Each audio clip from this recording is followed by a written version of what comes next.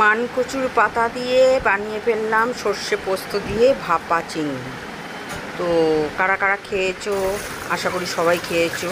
তো আমিও পাতাগুলোকে কুটে ভালোভাবে ধুয়ে গরম জলে ভাপিয়ে নিলাম, নিয়ে জল ফেলে সেটাকে একটু লেবুর রস দিয়ে দিলাম তার মধ্যে, যাতে গলা না ধরে। আর জল ফেলে দিলাম, পাতাগুলোকে একটু জল ঝরতে দিয়ে দিলাম। আর সর্ষে পোস্ত বাটা, সঙ্গে কাঁচা লঙ্কা বাটা, সঙ্গে হলুদ, চিংড়ি মাছটা মানে ছাড়ানো ছিল সেটা দিয়ে দিলাম। আর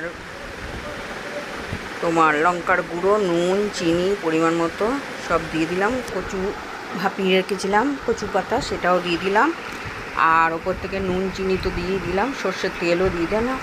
আর 4টে কাঁচা লঙ্কা সাজিয়ে দিলাম, দিয়ে ওটা গরম জলে 15 মিনিট ভাপাতে বসিয়ে দিলাম। আর ওপর থেকে আরেকটু লেবুর রস দিয়ে দিলাম, যাতে আরেকটু গলা টলা না ধরে, সেই ভয়তেই দিলাম, যেহেতু আমার অ্যালার্জি আছে। আর সঙ্গে সর্ষের তেলটা একটু বেশি করে দিলে খেতে ভালো হয়। হাত দিয়ে মেখে 4টে কাঁচা লঙ্কা দিয়ে দিলাম, দিয়ে সেগুলো আমি ভাপা বসিয়ে দিলাম।